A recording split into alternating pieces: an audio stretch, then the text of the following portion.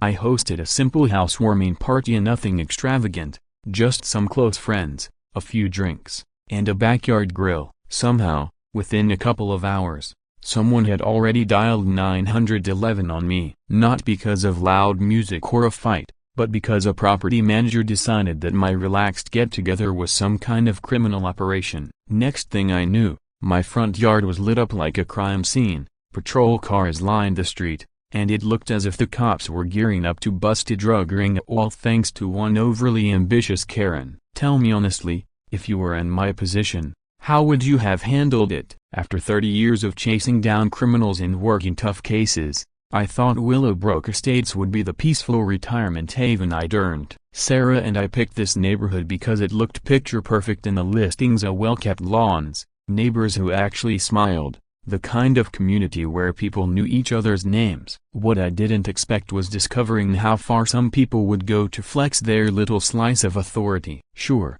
maybe I should have done a little digging into the management company before we bought in, but really, who thinks twice about HOA politics when all you want is to enjoy retirement? The housewarming was Sarah's idea. She figured a casual gathering would help us settle in better than months of awkward waves over the fence. We invited maybe 20 guests total, nothing wild, just burgers sizzling on the grill, some music in the background, and cold beer for anyone who wanted to unwind after the week. Half the crowd was made up of old colleagues from my department, retired cops I'd served with for decades, good men who'd spent their careers keeping neighborhoods safe. Miller showed up early with his famous potato salad. One of the detectives brought a guitar, and even my old sergeant managed to appear in jeans instead of a uniform for once. Everything was going smoothly until she arrived. Clipboard in hand, she strutted onto the lawn and introduced herself as Rebecca, the property manager. Her smile was sharp, calculated, the kind of smile that says she isn't here to welcome you but to establish control. Tall, polished, dressed like a corporate attorney, she had a phone in one hand snapping photos of cars on the street and a clipboard in the other like she was building a case file. She looked like the type of person who measures grass with a ruler and files complaints before her morning coffee. At first, I thought she was lost, but the way she eyed our house told me otherwise. Rebecca wasted no time. She started rattling off supposed violations, some music that was too loud even though we could talk over it without shouting, cars blocking fire lanes that didn't actually exist, and her biggest claim, that we'd failed to get permission for the gathering. Permission for a barbecue. I half expected her to laugh and say she was joking, but she never did. She just scribbled on her clipboard as though she were preparing evidence for trial. Then the atmosphere shifted. Miller had stepped out to grab ice when his face went pale. He froze, staring at Rebecca. Turns out she wasn't just a property manager, she was his ex-wife. Their divorce had been brutal, messy enough that he'd transferred precincts just to avoid crossing paths with her. Suddenly, this wasn't about HOA rules. This was about unresolved personal history, and my harmless housewarming had become their battlefield. Rebecca escalated immediately. Her accusations shifted from noise violations to dramatic claims about corruption and misconduct. She started spouting off made-up emergency codes I'd never heard of, unauthorized gatherings of off-duty officers, conspiracies to bypass oversight, failing to disclose police affiliations. I honestly had to stop and stare. Did she really think a backyard barbecue was a criminal plot? Then came the imaginary fines. $1,200 for an unauthorized community event, $800 for noise, $500 for parking violations. According to her clipboard math, I now owe $2,500 for grilling burgers in my own backyard. I refused, politely at first, but firmly. That's when she lost her composure. No more threats as she actually pulled out her phone and called 911. Reporting our gathering as an illegal assembly involving the retired police chief, potential corruption, and a public safety threat. 15 minutes later, squad cars rolled in, lights flashing, officers ready for action, and then came the irony: every single one of them knew me. The lieutenant had served under my command for years. The sergeant had gone through the academy with me back in the 80s. One detective owed me more than a few favors. Instead of arrests, we got handshakes, laughs, and questions about whether the burgers were ready. Rebecca stood there frozen as her dramatic bust turned into an unplanned reunion. The officers openly dismissed her complaints. One even laughed out loud when she cited her imaginary emergency ordinances.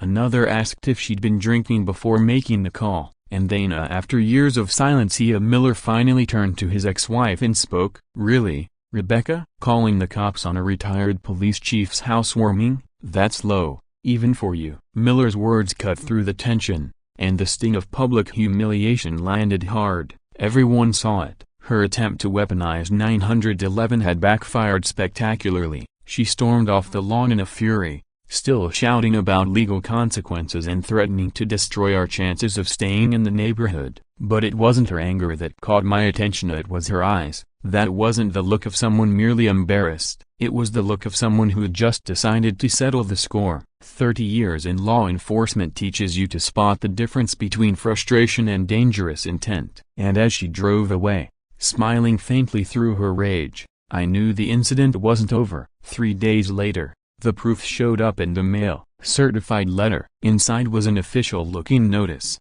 $1,200 for unauthorized community event. $800 for noise violations. $500 for improper guest parking. Total due, $2,500. Pay within 2 weeks or face penalties, even possible eviction. The paperwork had all the trimmings of legitimate legal jargon, regulation codes, intimidating threats, but to me it read like a poorly disguised scam. I'd seen this kind of trick before: use authority, real or imagined, to pressure people into compliance. Rebecca's biggest mistake: sending it to someone who had spent decades dismantling fraudulent cases. The more I examined the documents, the uglier it got. The so-called fines weren't issued through the HOA board. There was no due process, no oversight, just direct demands for money funneled through Premier Property Solutions. That alone violated state laws regulating homeowner associations. In other words, Rebecca was running her own side hustle dressed up as official business. It reminded me of those email scams that claim you owe back taxes,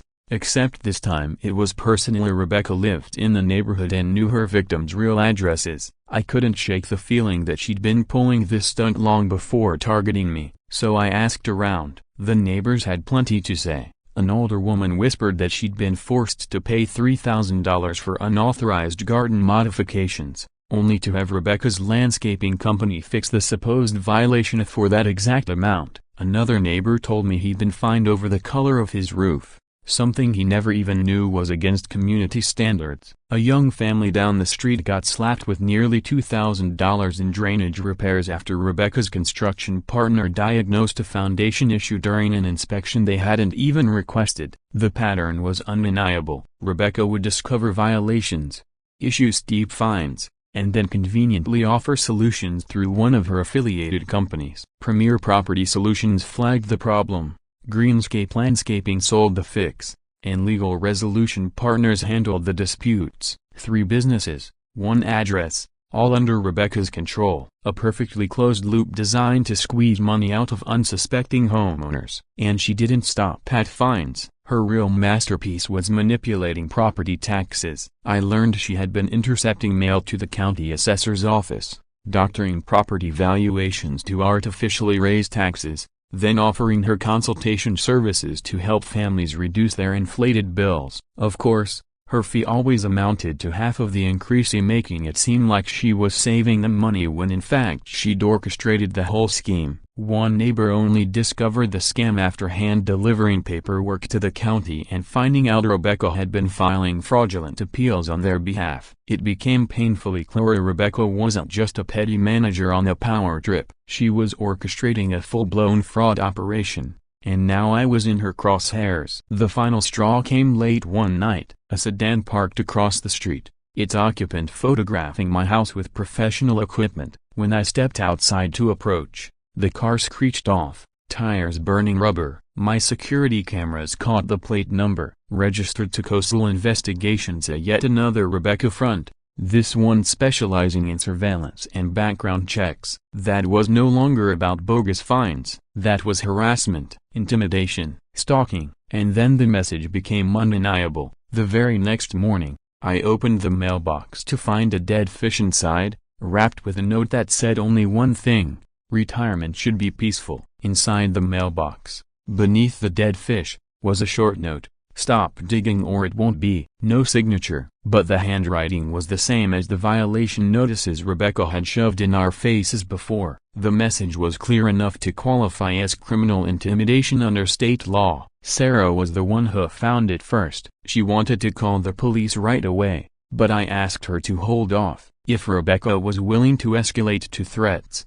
I needed evidence, solid proof before making my move. Threatening a retired police chief could only mean two things: she was either reckless to the point of stupidity, or she was desperate and dangerous. I had to know which. Looking back, maybe I should have treated it more seriously right from the start, but after 30 years of facing real criminals, the idea of being afraid of a crooked property manager felt almost laughable. Almost. That's when I brought Chris into the picture. He and I had worked fraud cases together during my last years as chief. He had a sharp mind for following money trails, sharp enough to earn respect from federal investigators. The moment I explained Rebecca's little empire, he didn't hesitate. He called it what it was: racketeering, multiple businesses, systematic targeting, intimidation. A broken bar. It was bigger than hoe abuse. This was organized crime wrapped in the disguise of community management. Within 2 days, Chris dug up records that turned our neighborhood spat into something much larger. Rebecca's companies had siphoned more than $300,000 in the past 2 years. Yet there were no permits filed,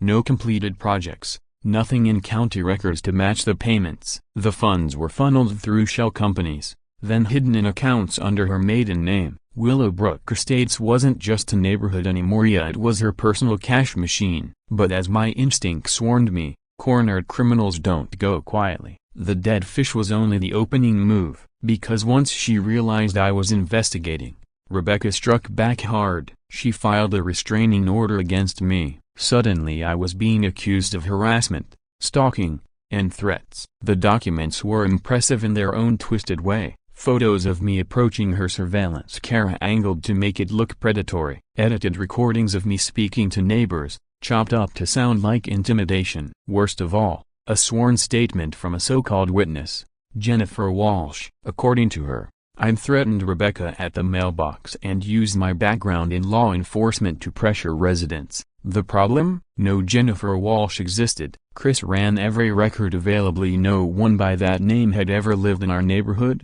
or even the nearby zip codes. Rebecca had manufactured a witness out of thin air, perjury disguised as testimony. It was brilliant, and completely illegal, and the court bought it. Restraining orders go through fast, without much scrutiny. Overnight, I wasn't the victim anymore. I was the one being legally restrained. Then came the kicker. The magistrate who approved the order wasn't impartial at all. Chris uncovered photos of him golfing and dining with Rebecca's landscaping partner. Cozy country club snapshots celebrating their legal wins. It reeked of corruption, small-town justice, where handshakes and dinners matter more than ethics. And just like that, our investigation stalled. Neighbors who had originally confided in me now backed away. One woman who had spoken about Rebecca's tax scam suddenly recanted everything, saying she must have been mistaken. The young family that paid $1,800 for bogus drainage work, they vanished overnight. Moved out,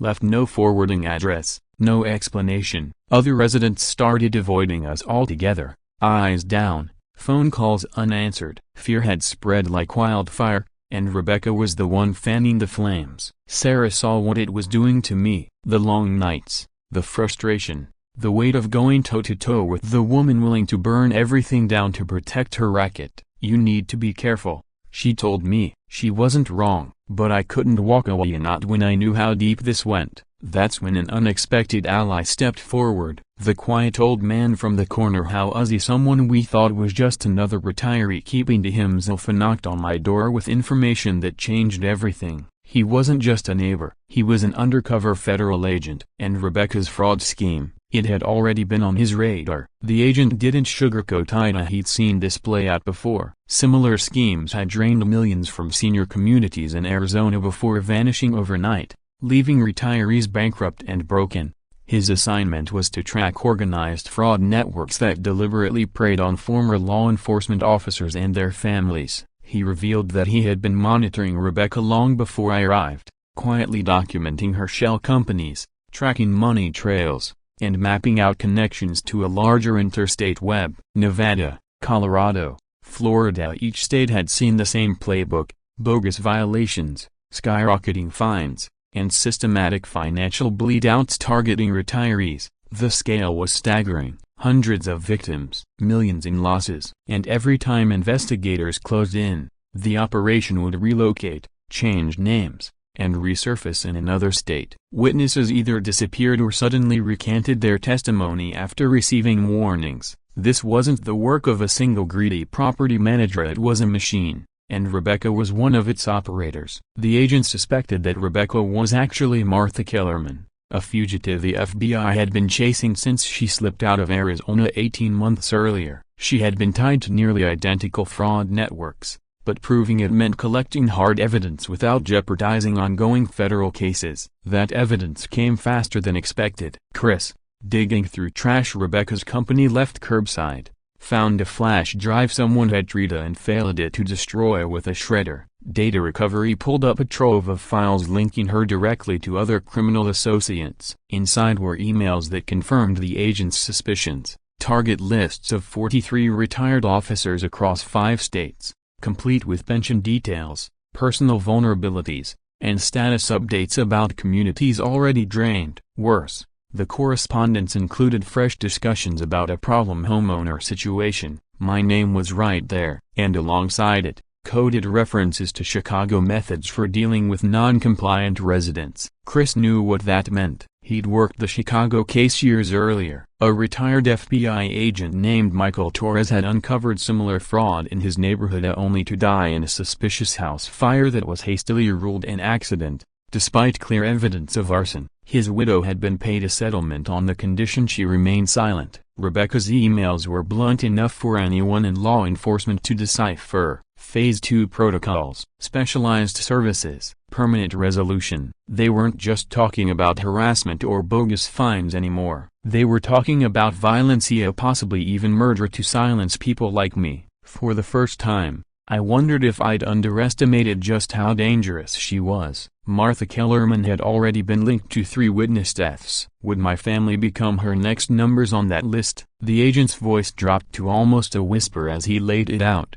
This isn't about HOA violations, Ethan. Rebecca is Martha Kellerman. She's a lieutenant in an interstate crime syndicate. They target retired cops for a reason, and now you're in their way. The next morning, we met at the agent's house for a full briefing. What I thought was a neighborhood scam was just one branch of a nationwide operation. The syndicate specifically hunted down retired law enforcement officers with pensions. They knew where we lived, what we earned, and even which communities we'd choose to retire in. That level of precision meant they had help as someone on the inside of law enforcement or federal systems, feeding them confidential files. Chris decrypted more files from the flash drive. The numbers were staggering. 43 retired officers targeted across multiple states over the past 3 years. Losses ranging from $15,000 to $80,000 per family. Over $4 million stolen in total. And it wasn't just the cops who suffered it. Entire neighborhoods were pulled into the schemes, creating a web of fake compliance, false fines, and coerced payments. The stories were chilling. A retired detective in Phoenix lost his home after paying over $60,000 in fabricated fines. A former police captain in Las Vegas spent her pension battling endless legal challenges that were nothing more than manufactured traps. A Denver sergeant collapsed from a heart attack in the middle of a drawn-out compliance battle designed to push him to his breaking point. But the most horrifying revelation? Some victims hadn't just been bankrupted, they'd been eliminated. Torres's suspicious fire wasn't unique. In Tucson, a retired detective investigating fraudulent tax assessments died in a car accident after his brakes mysteriously failed. And he wasn't the only one. This wasn't fraud anymore. It was organized crime with blood on its hands. And my name was already on their list. In Phoenix, a retired police captain had died after ingesting medication that was secretly laced with poison. A coroner's ruled it an accident, but the evidence suggested otherwise. The agent then laid out surveillance photographs captured during earlier operations in Arizona. They showed Rebecca meeting face-to-face with known contract killers tied to organized crime families out of Detroit and New Orleans. At that time, she was still going by her original name, Martha Kellerman, orchestrating the same type of schemes with new accomplices, always abandoning one identity for another before law enforcement could close in. This latest role as Rebecca was only the most recent disguise in a criminal career spanning over 10 years. The federal task force had tracked her for a year and a half, carefully documenting her activities in our neighborhood. Their goal wasn't just to catch her, but to dismantle the entire syndicate by linking her to higher-level operatives in a racketeering case. Arresting her too soon would only result in another Martha taking her place. Chris finally uncovered the piece of evidence that removed all doubt. Bank records showed direct transfers between her companies and accounts registered under Martha Kellerman's name in Arizona, tied to the same financial institutions used to launder stolen funds in earlier operations. Property filings revealed that her current home was bought using profits laundered through shell corporations, traced back to Phoenix assets. Even though she had surgically altered her appearance, facial recognition confirmed she was indeed Kellerman, still wanted on federal warrants for organized crime. That evening, the agent convened a private gathering of 17 families who had all fallen victim to Rebecca's schemes. Together, their losses added up to more than $140,000 in just 2 years. One elderly woman wept as she described refinancing her home to meet Rebecca's escalating demands, unaware she was bankrolling a criminal syndicate. A disabled veteran explained how fabricated violations had drained his benefits through endless legal battles. The pain was personal and raw, yet every story fit a larger pattern of methodical exploitation of the vulnerable. Then the threats became direct.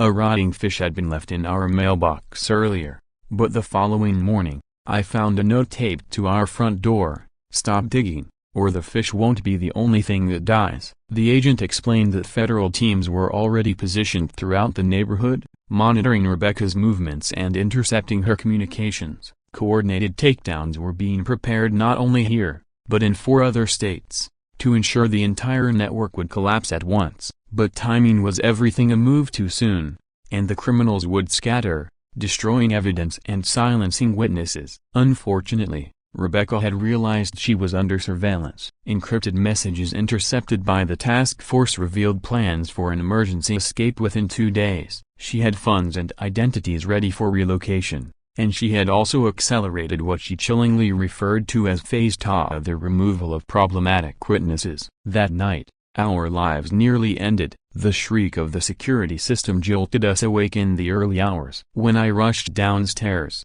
I found accelerant splashed around the foundation of our home. Professional arsonists had come to erase us before federal raids could begin. The only reason we survived was because of my paranoia. After years of working cases involving suspicious house fires, I'd equipped our property with flood sprinklers and reinforced alarms. The system had activated instantly, washing gasoline away before ignition. But smoke was already filling the house, and it was clear this was no random act. Rebecca's people had decided to make their move. Chaos unfolded quickly. Alarms blared, emergency lights flickered on, and Sarah grabbed our backup phones to contact both 911 and the federal command post. The arsonists had expected to slip away unnoticed, their crime chalked up to a tragic accident. Instead, motion-triggered floodlights blinded them, their getaway routes were cut off by automated gates, and every move was captured by hidden cameras that would later serve as undeniable proof of attempted murder. Across the street,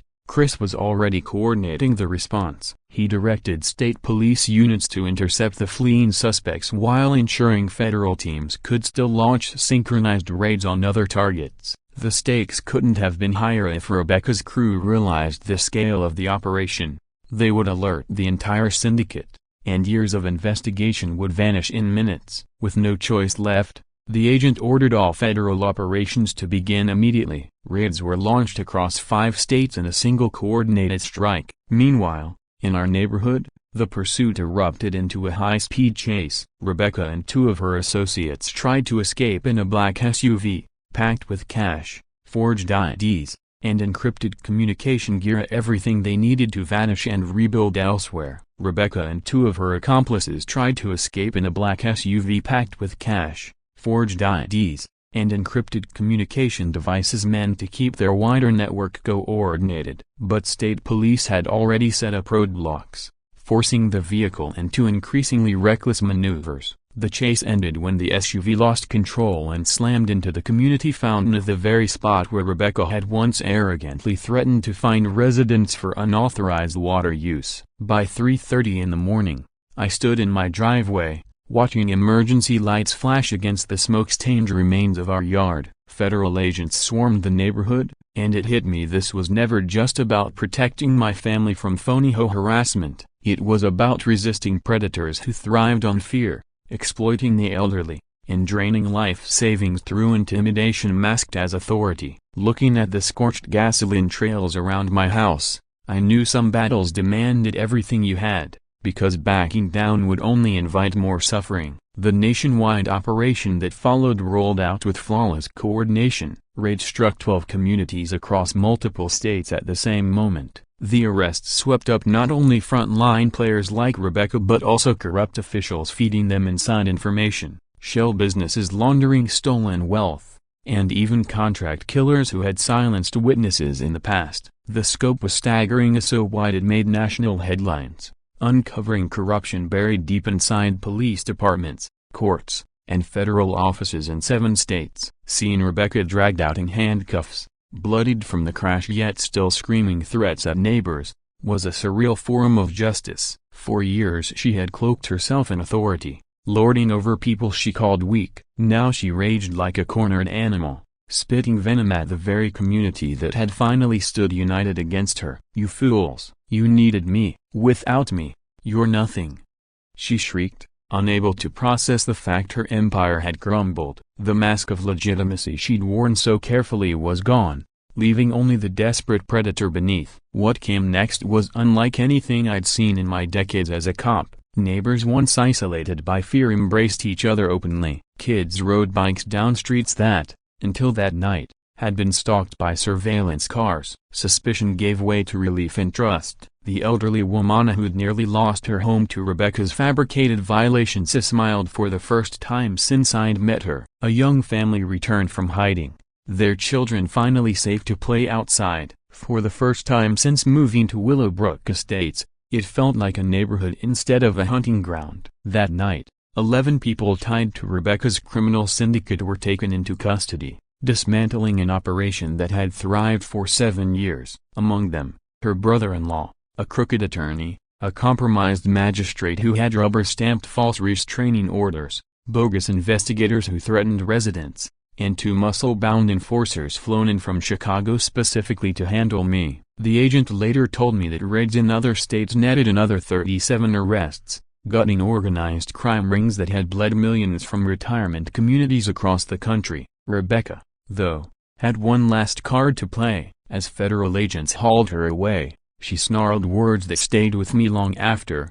"You think this ends with me? There are others. This was just one network. You don't even know how big it really is." The thought gnawed at me. Was I ready to spend retirement chasing down predators like her? The agent hinted at consulting opportunities with federal task forces, ways to help protect other communities from the same kind of schemes. The fight wasn't over, and not by a long shot. 6 months later, Rebecca's trial dominated national news. She faced 47 charges: wire fraud, mail fraud, racketeering, attempted murder, conspiracy to commit murder, and running a continuing criminal enterprise. The evidence was overwhelming: financial records, victim testimony, recorded conversations about eliminating witnesses. Prosecutors painted a picture so detailed it left no doubt. Her seized assets told the rest of the story: luxury homes in 4 states, offshore accounts with millions in stolen money, and detailed records proving she had deliberately targeted retired law enforcement officers,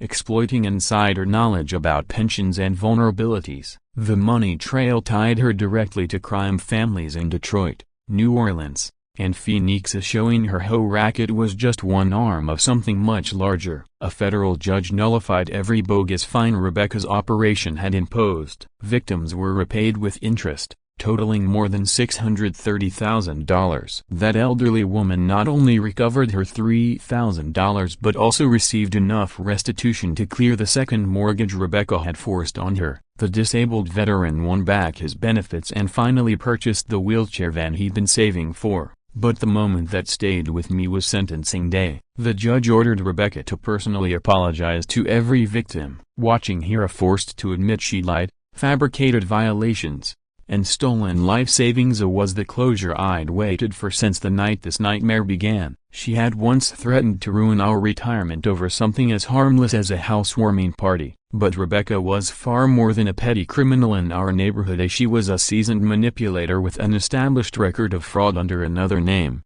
Martha Kellerman. For years she had orchestrated scams in multiple states, always one step ahead of the law. But this time, the game was finished. Her allies faced long prison terms as well. Sentences ranged between 5 and 15 years, with the corrupt magistrate and police insider carrying additional charges that would extend their time behind bars. Her brother-in-law, a lawyer, lost his license and was sentenced to 12 years for conspiracy and fraud. The hired enforcers who had silenced witnesses in past cases received life without parole. The federal government had not just broken up her organization, it had sent a warning to anyone else considering targeting retired officers. The irony of it all wasn't lost on me. The same 7 officers who'd attended my first housewarming testified at Rebecca's sentencing, recalling her 911 stunt as nothing more than harassment of respected retirees. Miller spoke on behalf of the entire community, describing the months of fear and intimidation we endured. It was a complete reversal. Rebecca now faced consequences instead of dishing them out. Premier Property Solutions was dissolved by court order and replaced with a legitimate HOA led by residents through open elections. Safeguards like public financial reports,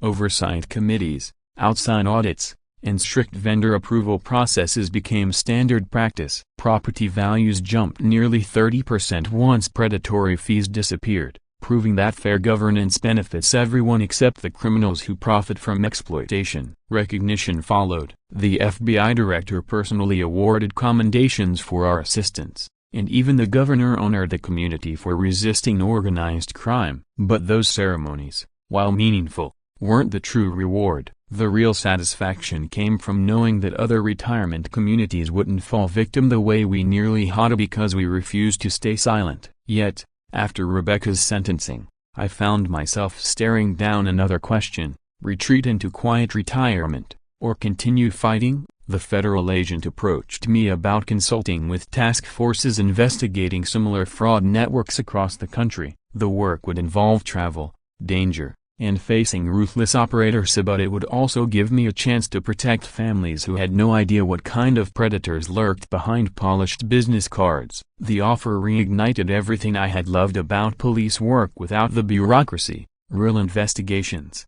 real criminals, real impact. Sarah worried at first, but after seeing victims reunited with their stolen savings, her perspective shifted. Our kids, too. We're proud that I was taking on the bad guys again, even without a badge. Chris, meanwhile, opened a private investigative firm focused on HOA fraud. Drawing on what we'd uncovered during the Rebecca case, he quickly exposed more than 20 similar schemes within a year. The federal agent who had guided us returned to headquarters, helping design national training programs so local law enforcement could spot property management fraud early. Rebecca herself struck a plea deal to avoid death penalty consideration tied to murders in Arizona and Colorado. She was sentenced to 25 years without parole. She would never again have the chance to prey on retirees through intimidation and false authority. Justice was done, but the true victory was larger. Hundreds of families kept their life savings because our community had chosen to resist. Not long after,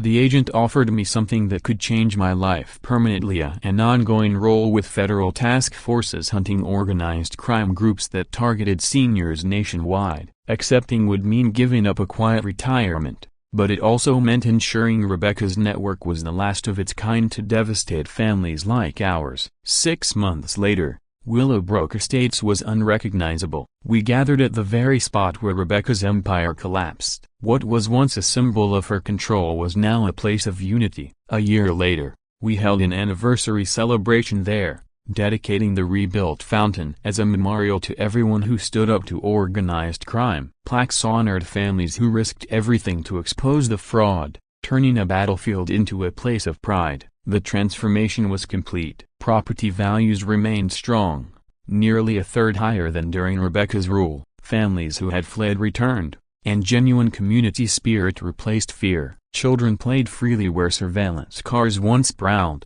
Elderly residents tended gardens without fear of fines, and meetings focused on real issues and not manufactured crises. My consulting role with the FBI grew into a second career. Within 6 months, our task force had dismantled 4 more networks spanning 12 states and protecting over 800 families. We built new strategies from the Rebecca Casey tracking money, spotting fraud patterns, and coordinating prosecutions across jurisdictions so criminals couldn't simply relocate. Sarah, once nervous, became proud when families thanked her for supporting the work. The risks were real, but the protection protocols kept us safe. More importantly, every case reminded me why I had chosen this path, because organized predators thrive on silence, and silence was no longer an option. The criminals had no chance to retaliate against members of the task force or their family as federal protection protocols saw to that. My kids understood that their dad was back in the fight against criminals,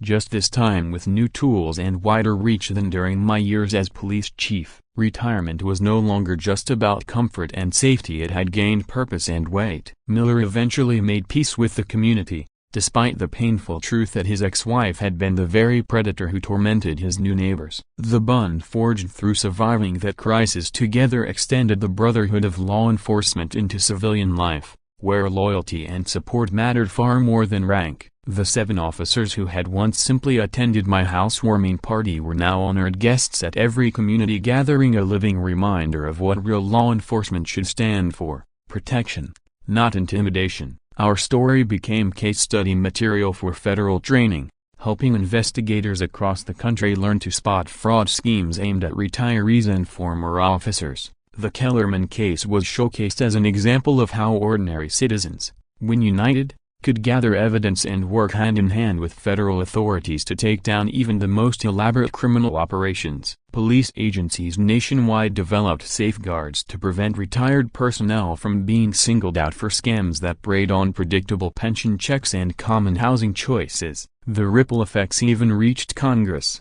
leading to hearings that resulted in new legislation. Background checks for property management companies became mandatory, and homeowners associations were subjected to stricter financial oversight. The Community Protection Act was born, imposing penalties tough enough to discourage organized crime from ever again trying to infiltrate retirement communities. Ironically, Rebecca's crimes paved the way for laws that would stop future predators in their tracks. At our community's anniversary celebration, those same 7 officers returned, this time formally invited and honored. Their presence symbolized the strange twist of fate. The very people Rebecca had summoned to shut down my housewarming were the ones who ultimately unraveled her entire empire. That irony still makes me smile. What had once been Rebecca's tool of intimidation had become our symbol of victory. The elderly woman who had been one of her earliest victims now proudly hosted a garden party where Rebecca's threats used to hang heavy. As I stood there,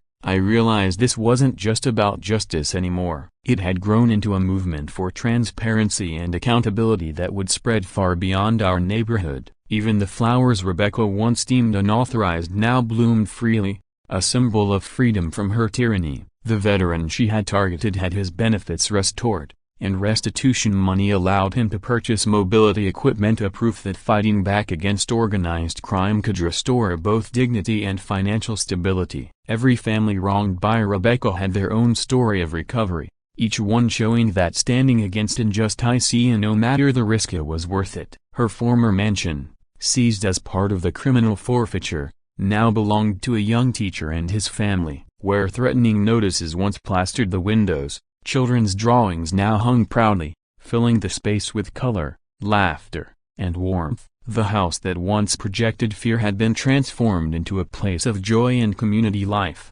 Chris's private investigation firm continued to grow, now staffed with retired detectives and former federal agents who specialized in uncovering HOA fraud. His success brought attention from across the nation, with communities seeking his expertise to uncover their own hidden predators. Meanwhile, the federal agent's advisory role produced new task force strategies that identified and shut down organized fraud schemes before they could spread and ruin more lives. Retirement had been meant for relaxation, but I learned the hard truth. When criminals target the vulnerable, you can't just walk away. After decades as a police chief, I wasn't about to let Rebecca define my later years. What began as a fight to protect my own peace turned into something much greater, a movement that shielded hundreds of families from losing everything. Standing in a community transformed by resilience, I understood that one person's refusal to stay silent can inspire countless others. Rebecca Kellerman's legacy was never about defeating me personally, it was about sparking change that spread across neighborhoods and communities nationwide. If you've stayed with me through this story,